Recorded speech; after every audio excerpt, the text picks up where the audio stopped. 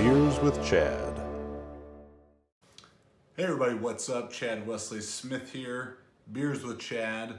Sorry, I've been kind of slacking earlier this week on getting an episode done. So I've been training my ass off. I've been lifting, been jitsing, been sprinting.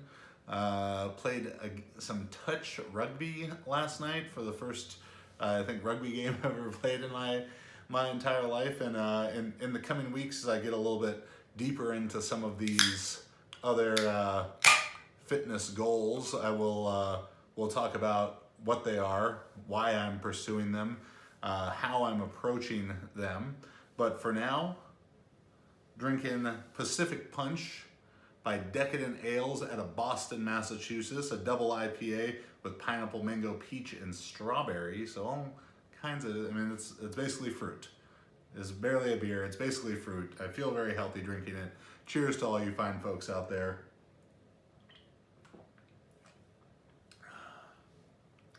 As always, that was delivered straight to my door by the fine folks at Tavour. You can get the Tavour app. Use the link in my in the video info or the episode info, and click on that. Sign up, Tavour, download it to your phone. They send you a push notification. You see a beer, you like the sounds of that beer, click it, add it to your crate. They ship it to your door every month, flat rate shipping. You can get beers from all over the country, all over the world. That is Tavour, Tavour. I've really enjoyed it so far, and it's keeping my fridge stocked with a lot of cool beers, so go check that out. As I mentioned, I've been doing all kinds of training. I've been getting back into sprinting and jumping and doing a lot of that kind of fun stuff. So as I mentioned, I'll have some possibly, if you get excited about these kind of things, some exciting announcements about different stuff I'm doing athletically in the weeks to come. But what I want to talk about today is the first quarter of the NFL season. We are in week 5, so everyone's played 4 games. Everyone's a quarter of the way done with the season. So what are some of my takeaways from it? And first off, let's lead off with the biggest surprise through the first 4 weeks. I'm going to say the Chicago Bears are my biggest surprise of the first 4 weeks.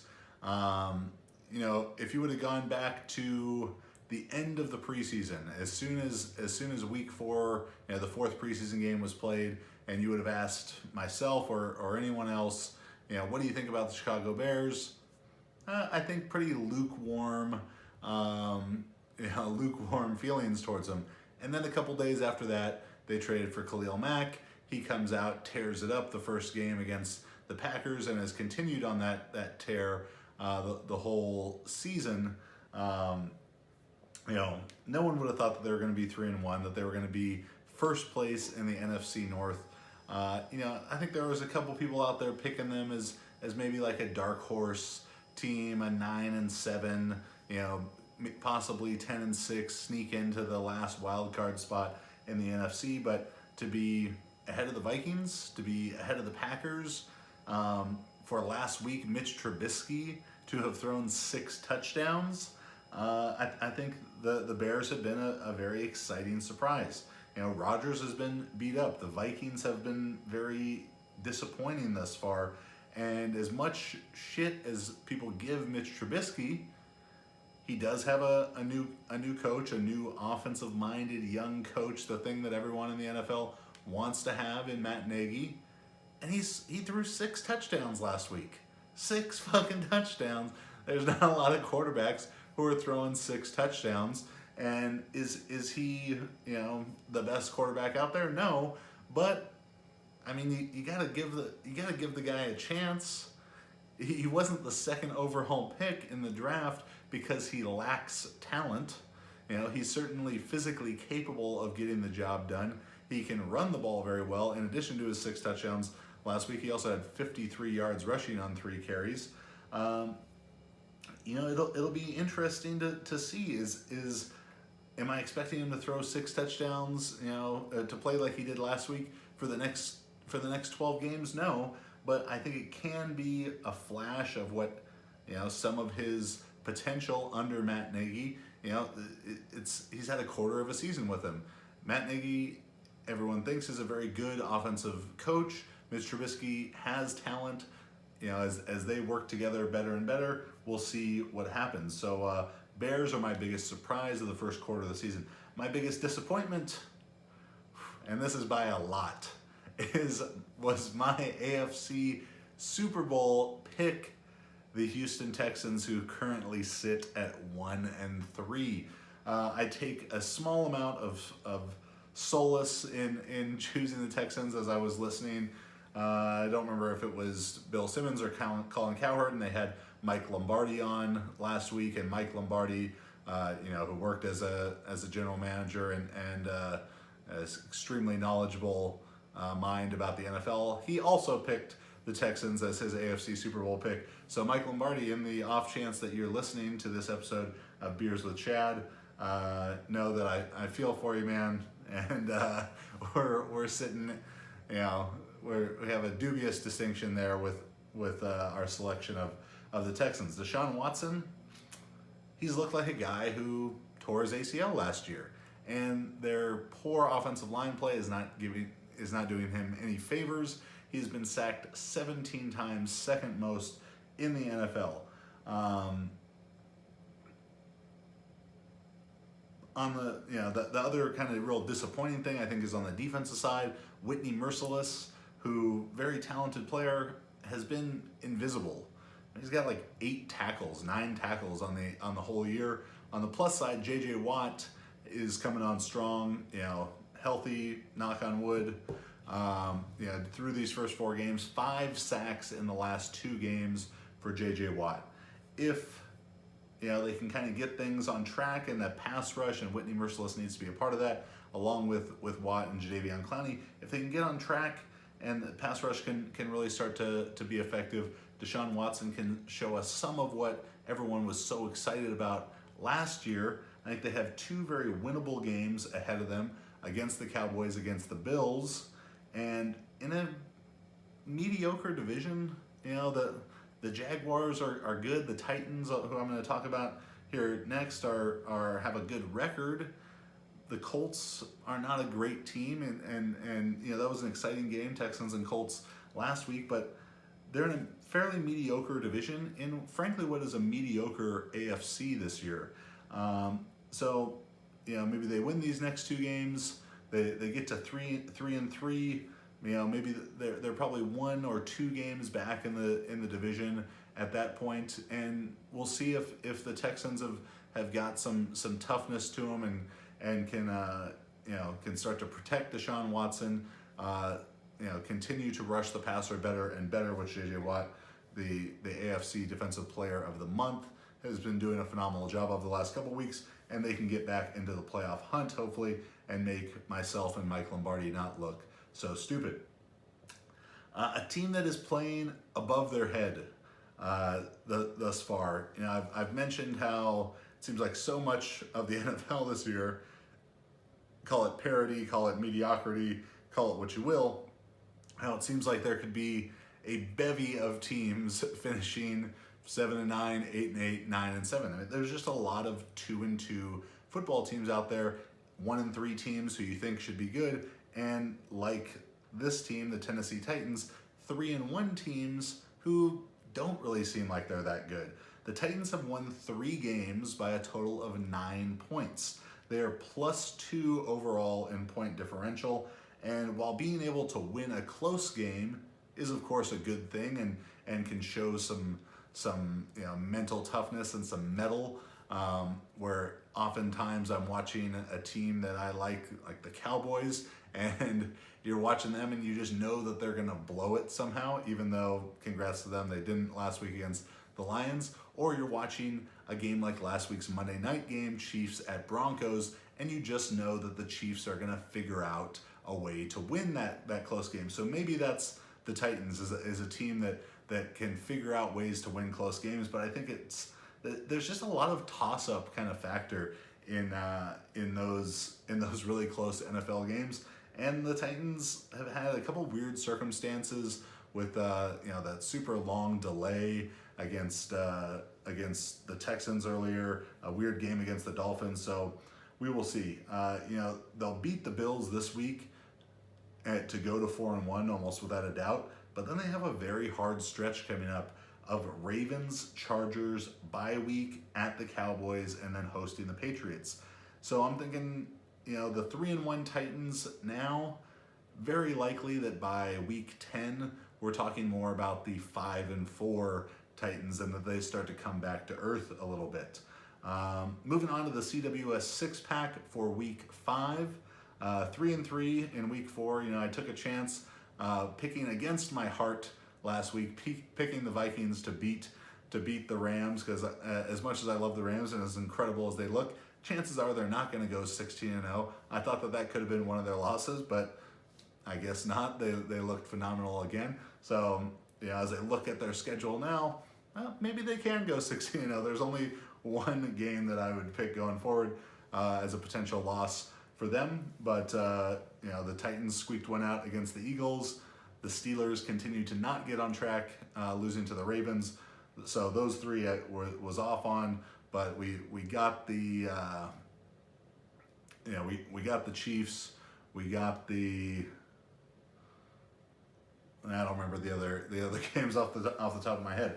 But moving on to what I think are the 6 most interesting games of week 5. Again, not the easiest picks, but probably the hardest picks, the toughest games, the most interesting storylines. So first up, we have Baltimore at Cleveland. Baltimore a 3-point favorite going into Cleveland, and Cleveland had a very Cleveland finish last week, blowing a lead to the Raiders, losing in overtime. The Ravens defensive coordinator this week called Baker Mayfield this generation's Favre or Elway. And though I have a lot of thoughts about Brett Favre being tremendously overrated as an NFL player, and some of that might stem from the criticism that he seemed to always heap at my boy, fellow Cal Golden Bear, Aaron Rodgers. So maybe in that sense, yes, Baker Mayfield is this generation's Brett Favre, but I don't think that that's how the Ravens DC meant it. Probably a bit of premature praise there, trying to sort of flatter your opponent, like overly flatter your opponent. The Ravens are an organization that know how to win. The Browns are an organization that know how to lose. I think that trend continues. The Browns have a very tough stretch of games coming up, a tough schedule ahead of them, and though they are massively improved from the last 2 years, they're going to have a tough time winning many games. I'm going Baltimore 21, Cleveland 17. Next one, and definitely the best game of the week, toughest matchup that they have faced thus far is Jacksonville at Kansas City. Kansas City at home, 3-point favorites. So definitely the toughest matchup that the Chiefs have had this season, though they've played some good teams. Jacksonville is one of the only teams in the NFL with the defensive team speed to potentially slow down the Chiefs. Listening to Trent Dilfer earlier this week on Dual Threat with Ryan Russillo, he talked about the twitch players that Kansas City has, that they've just got a lot of explosive players, guys who if you give them a little bit of space, they're going to get a lot of yards. Tyreek Hill certainly first and foremost among that group, and Jalen Ramsey, as Jalen Ramsey does, was talking some shit. He was clearly pointing out how Tyreek Hill is a Pro Bowler and an All-Pro as a returner, not a wide receiver, and seemed to scoff at the idea of Tyreek Hill being a number 1 wide receiver who could challenge Mr. Ramsey. So that's going to be a very interesting matchup. Kansas City's defense, it's not stopping anyone. And as much shit as Blake Bortles gets, the Jaguars have scored 31 points twice this season against the Patriots and the Jets have a pretty solid defense. So this is about to be the start of a very tough 3-game stretch for Kansas City. They currently undefeated Kansas City Chiefs. They have the Jags, then at the Pats, and then versus the Bengals. I think they come out of that stretch 2-1, but I'll say that Kansas City continues their winning ways this week, 31-28 against Jacksonville. Very excited to watch that game. It's going to be a great one. Next up, we have two disappointing teams, two of the most disappointing teams thus far, as Pittsburgh are 3.5-point home favorites as they host the Atlanta Falcons. The Falcons are just really, really beat up on defense. Besides losing both starting safeties for the year, Deion Jones is out, Grady Jarrett listed as questionable, and now even on the offensive side, Julio listed as questionable. I do believe that Devontae Freeman will be back this game, but the Falcons' schedule has been pretty brutal. They've played 4 very good teams thus far. The Steelers just seem out of sorts. I mean, with all that offensive talent, and granted, Le'Veon Bell, may be providing a distraction, and James Conner is certainly not Le'Veon Bell. Antonio Brown having a disappointing season thus far.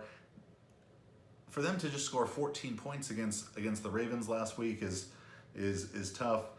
But with a team that's got that much history of being successful, they seem like they got to figure it out sometime. And this is really turned into a must-win game for both of these teams. If the Steelers lose, the Ravens and Bengals are just going to be creating distance in that division. And then for the Falcons, if they lose, they've got the Saints and Panthers and not a bad Tampa Bay team either. So really a must-win for both of these. I keep picking the Steelers and they keep letting me down, but I'm going to do it one more time. Home favorites, we'll say they barely cover. Pittsburgh 28, Atlanta 24. Moving on to Minnesota at Philadelphia. The Minnesota offense looked excellent against the Rams last week. Kirk Cousins, threw for over 400 yards, 3 or 4 touchdowns. They looked fantastic. Unfortunately for Minnesota, they were playing the Rams, who looked even that much more outstanding. Minnesota's coming off the long week, so they've had those couple extra days to prepare as they played the Rams last Thursday, and they'll be going to Philadelphia. Philadelphia 3-point favorites. Alshon Jeffery back for the Eagles from that offseason rotator cuff surgery, though he had been sick a couple days earlier this week. They have several other offensive weapons beat up, though. Jay Ajayi, Darren Sproles, both listed as questionable for this week's games. Minnesota, these are 2 of the 3 best rosters in the NFL in the Vikings and Eagles along with the Rams. This should be, if you looked back before the start of the season on what was going to be the marquee game of the week, and probably thinking that you would have had a 4-0 team versus a 3-1 team here, rather than a 2-2 team versus a 1-2-1 team. I'm going Minnesota to go into Philadelphia, win 31-27. I like the Vikings. I like the way that their team is constructed. I like the way that their offense looked last week. That's a tough game, but Minnesota 31, Philadelphia 27. Now the Rams, 7-point favorites going into Seattle. Last year, the Rams went to Seattle and they blasted the Seahawks 42-7. They were embarrassing them. Todd Gurley broke off this huge run with like 30 seconds left in the first half, trucked a dude on his way to a 50-yard touchdown run. And guess what? This Rams team is a lot better even than last year's Rams team. Jared Goff last week played as well as a quarterback can play. 158.3, perfect quarterback rating. I'm always happy when I can even do that on Madden, let alone it happening in real life. He threw a couple deep balls, which are going to be among the best throws you see all year. Earl Thomas out for the Seahawks. I don't know if there's actually a potential benefit to be had from that, as obviously, he was very upset, evidenced by him flipping off the sideline as he departed. So maybe him being out relieves them of some distraction that they had going on, but he was also playing very well despite not practicing. So I'd say him being gone and losing that talent cancels out any potential benefit to maybe a cancerous locker room situation that was going on there. The Rams are coming off the long week, and their offense is not going to be stopped, not by the Seahawks this week, probably not by anyone all year. Let's go Rams 38, Seattle 24. Finally, Dallas at Houston. Two teams that I like a lot. Grew up loving the Cowboys. Houston, already talked about them. My very disappointing but still AFC Super Bowl pick. I put it on Instagram, so I've got to stick with them. Dallas won a close game last week against a mediocre Lions team, and that could be a good momentum starter for them. Zeke played very, very well. The Texans finally won a game, so maybe creating some positive momentum for them if they're going to make a push in the AFC South. Dallas shows very, very few flashes, a play here, a play there of some offensive creativity. I'd love for them to show some more. We'll get to see great matchups of like J.J. Watt and Tyron Smith this week. I'd love to see the Cowboys pull this out, but I'm going to go with my AFC Super Bowl pick here in the Texans and hope that they eventually start to make me look less dumb as we go. Houston 24, Dallas 21. So that's the CWS six-pack. It's been an exciting first 4 weeks of the season. Great to see these young quarterbacks tearing it up. Look for... I'll try and get an episode out on Saturday before UFC 229. Give my thoughts on Conor Khabib and what is a fantastic card overall. I think a lot of those other great fights are kind of getting overshadowed there. Like Ferguson Pettis is going to be great. Volkov and Derek Lewis is going to be great. So make sure to go check out Tavor. You can get tasty beers like this one delivered right to your door. Find it through the link in my profile, download it, check them out. Super easy. Really, really, it's like better than Christmas when someone just shows up to your door to deliver you a huge box of beer. So this was Beers with Chad. Subscribe to the channel, share with a friend, rate and review on iTunes. Appreciate all that stuff. Cheers. We'll see you next time.